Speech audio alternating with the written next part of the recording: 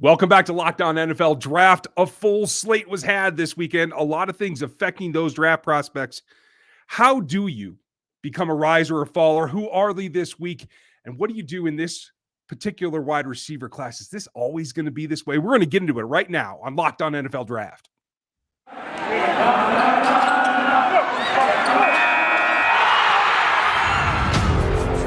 You are Locked On NFL Draft, your daily podcast covering the NFL Draft. Part of the Locked On Podcast Network, your team every day.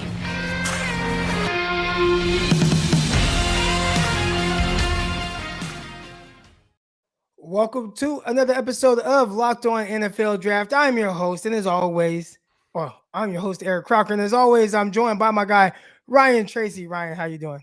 I am usually not Eric Crocker, but maybe today I could be. I don't know. Welcome to Monday, folks. This is a fun one. It's getting down to the end of the college season, right? We're starting to have a little bit more clarity, and it's funny for me, like how it goes through the process and what we got out of this weekend. Risers and Fallers is always one of my favorite ones, but like, who hit you this week? So I want to know. I want you to get straight into it, man. Like you know, your first faller, right? Like, you know, what's a guy that kind of really comes to mind for you? You know, for me, I try not to point out the followers. I focus on the riders most of the time. But for the followers, it's really, for me, I wanted to see a little bit more out of the program at Oregon. There's a couple of different players. We're going to talk about one tomorrow. Don't miss that show, you guys. But when you take a look all the way around, it's who didn't stand out, who didn't go forward. I know you're a big fan of Treylon Burks.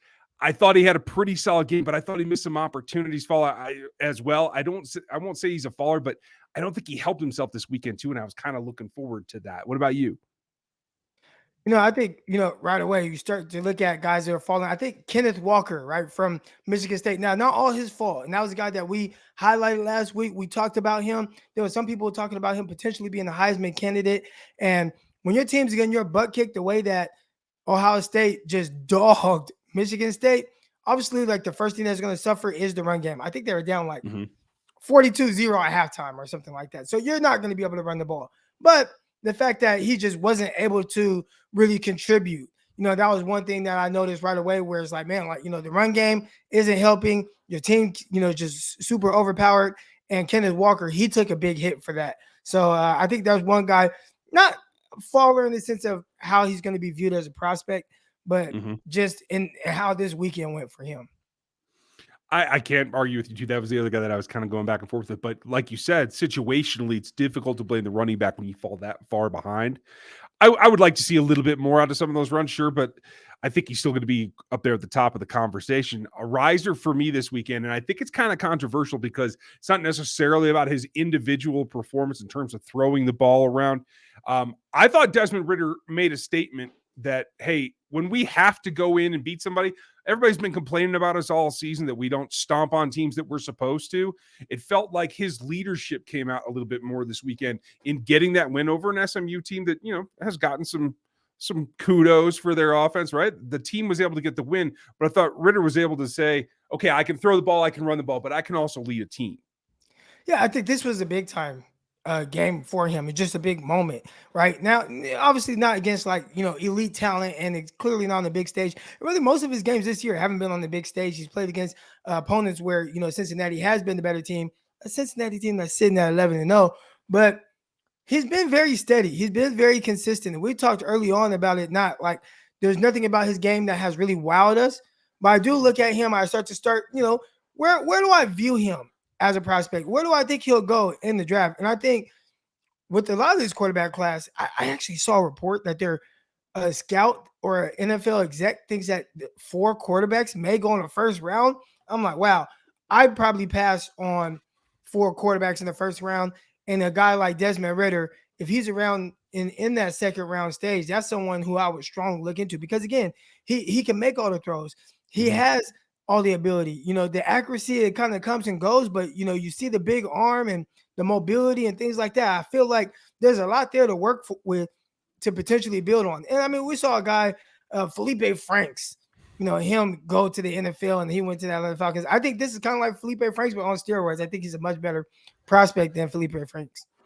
Yeah, I can't argue with that too much. And folks, if you're new to the show, welcome back. I know you guys, some people are still looking for Trevor and Ben. They have moved on to other pastures. So Eric and I are locking this down and we're taking a different spin on it. I want you guys to know we're trying to cover the draft process from beginning to end. That includes going through the rookies and that kind of stuff. So we're going to bop around to a lot of different topics this week. We hope that you'll join us for more of these shows, but thanks for making us your first listen today. Any other risers that stand out to you? Yeah, so Bruce Armstrong. I was watching a little bit of Kenny Pickett, and obviously, like, that's been a polarizing name. And I know it's crazy. I'm a defensive back guy, but I keep getting attracted to these quarterbacks. Kenny Pickett, he's a guy at Pittsburgh, and he had a solid game. Himself, 340 yards, 4 touchdowns, 2 picks. But Bruce Armstrong, who was the starting quarterback for Virginia, he's a junior, so he is draft eligible. Will he come out? Will he stay? That's going to be something he's going to have to decide. But he's thrown for over 4,000 yards this season, 30 touchdowns to 9 interceptions. So it's not amazing, but it's like, hey, somebody has been productive. But in this game, 36 of 49 for almost 500 yards and 3 touchdowns. He gave Virginia a chance against Pittsburgh. So, this is someone who is rising because, like, man, I'm going to have to start diving into, like, what exactly he's doing. What is he doing on a week-to-week basis? And how good of a prospect can he potentially be? I agree with you. It sounds exactly like the story I was just going to tell you about Bailey Zappi down at Western Kentucky. Guy that we kind of hinted at last week because of Jarrett Sturz, right? But again, like 476 touchdowns, 48 on the season. Like, it's come on of late, but I think he's getting the attention. I think he's going to be somebody that works his way through this draft from what might have been a really low, like, rocket chance kind of take guy into somebody that maybe somebody can project to the future of at least a backup, if not somebody they want to give a shot to come in and compete for a job.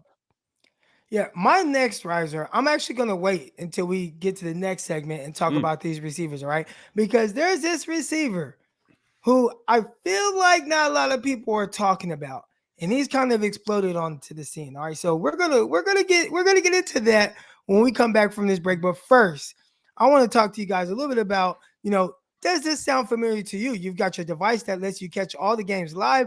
You have another one that lets you stream your favorite shows, and you're watching your sports highlights on your phone, and you've got your neighbors, best friends log in for all the good stuff. Well, I want to tell you that there's a much simpler way to go about getting all your entertainment that you love without the hassle, and a great way to finally get your TV together. It's called DirecTV Stream. All right, and it brings you live TV on demand for all your favorites together like never before. And you can watch your favorite sports, movies, shows, all in one place. That means no more juggling remotes, no need to buy another device ever again. And the best part about it, there's no annual contract. You can get out of it at any time. So get rid of all the clutter, get rid of the confusion, and get your TV together with DirecTV Stream. You can learn more about DirecTV Stream by going to directtv.com.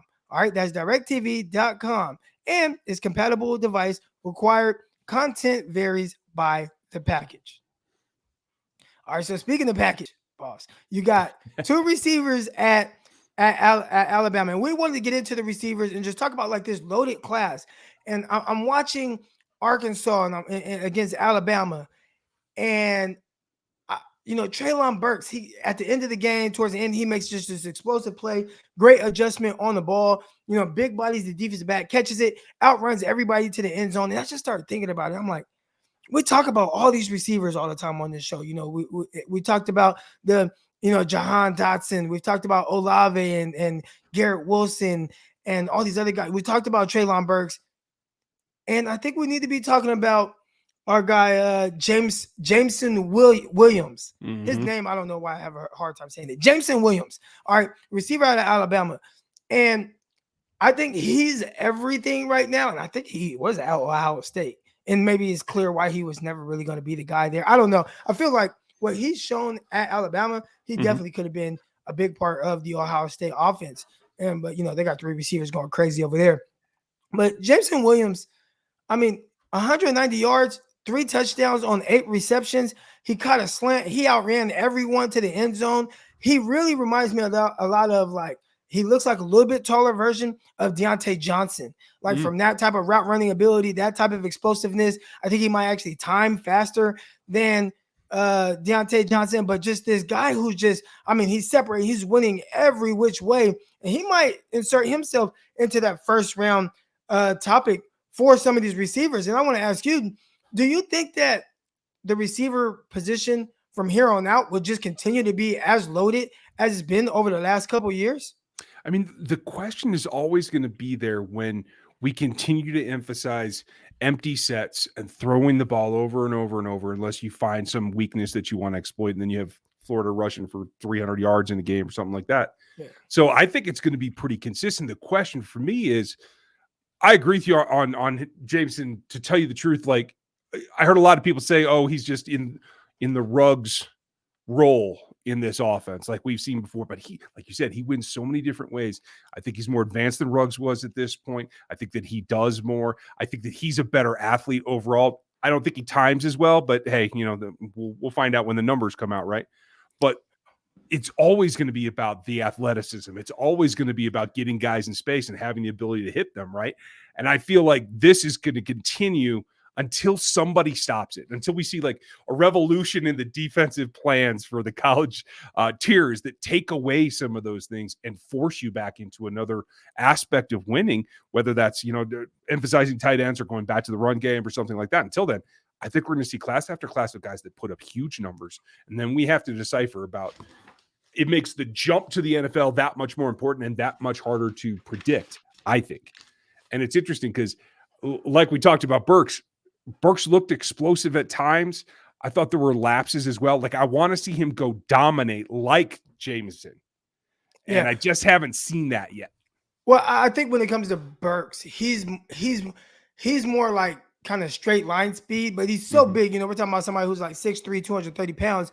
He's not as, how can I put this? He's not as like twitched up as you ideally would like, right? So when I look at him, and sometimes I struggle with receivers that kind of win in this mode, but AJ Brown, and we might hear that comparison a lot, like come draft time, but AJ Brown wasn't necessarily like the quickest guy. I remember thinking like, plays a lot in the slot. He's matched up against linebackers and safeties in space.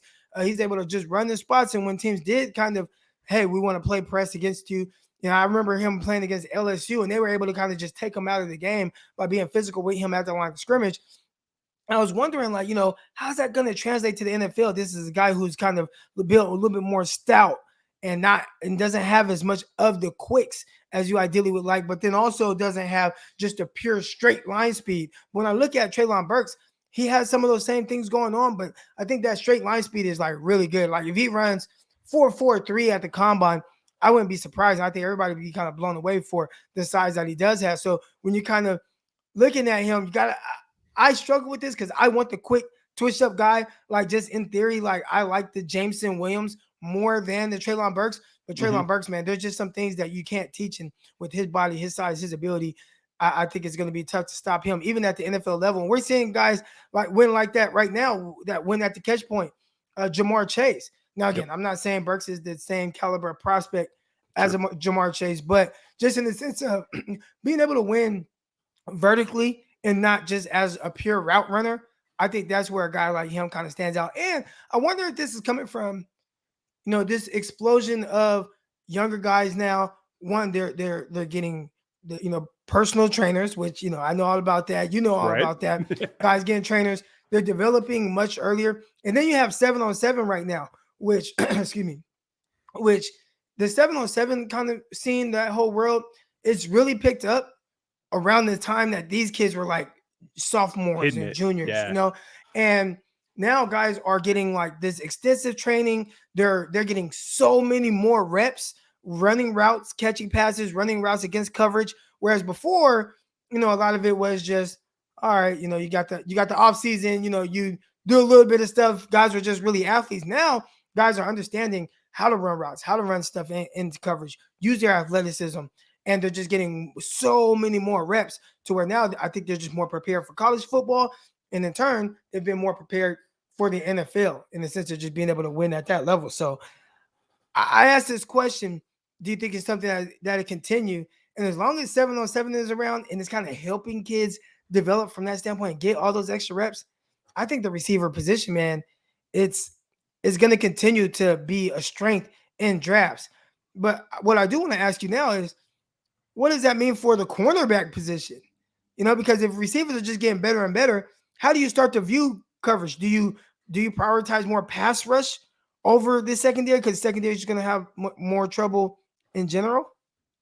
For me, the best way to stop something is at its point, right? So I want the guy who's there in front of him. So I would emphasize coverage.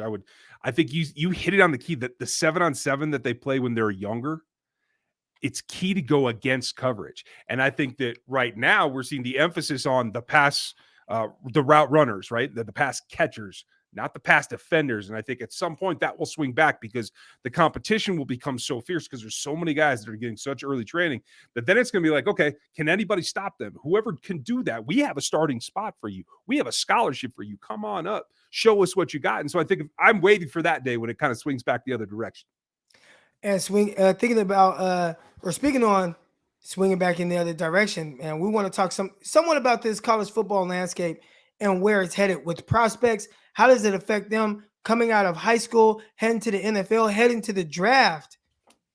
We're going to get to all that and more. But first, all right, I know you guys have heard about this. Now, if you listen to this show, and it's Built Bar, all right? And if you haven't tried Built Bar, you have to try that right now. If you haven't, you're missing out. They say it's a protein bar, but it doesn't taste like one. It really almost tastes like a candy bar. You have to try one of these amazing bars for yourself to believe it. Most protein bars are chalky and waxy, and they're just plain hard to really eat down. But a Built Bar, it's soft. It's covered in 100% real chocolate. And when you bite into it, you know you're biting into something different, and it's definitely an experience that you will definitely enjoy. Our Built Bars are low in carb, low in calorie, low in fat, low in sugar, and high in protein. So you get all the healthy benefits on top of just something being really good and flavorful. So another great thing about Built Bar, there's so many different mouth-watering flavors, from coconut, raspberry, mint brownie, coconut almond, salted caramel, which is my favorite. Which one's your favorite, Ryan? I go back and forth between the coconut chunk and the cookie. Those are my favorites right now. Anyway, I might have to eat it while you're talking. Right. And, speaking of right now, this month right now, Built is coming out with a new limited flavor every 3 to 4 days. So check their website often. All right. You won't want to miss out on this. And to check the website, you go to built.com, use the promo code LOCK15 and get 15% off your order. All right. That's use promo code LOCK15 to get 15% off at built.com. And while you're at it, it's Thanksgiving.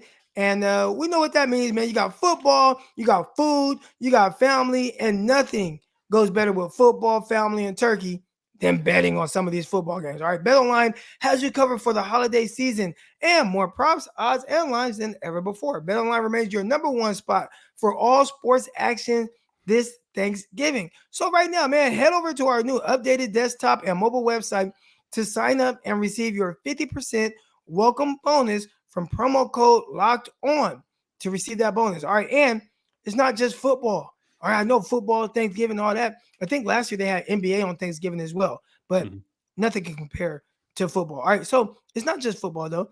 BetOnline has pro college basketball, NHL, boxing, UFC. They even have your favorite Vegas casino games. So don't wait to take advantage of this amazing offer that's good throughout the 2021 season. Go do that right now. Go to the website. All right. So BetOnline is the fastest and easiest way to bet on all your favorite sports. That's BetOnline. We are stuffed with deals throughout this entire Thanksgiving. And that's where the games begin.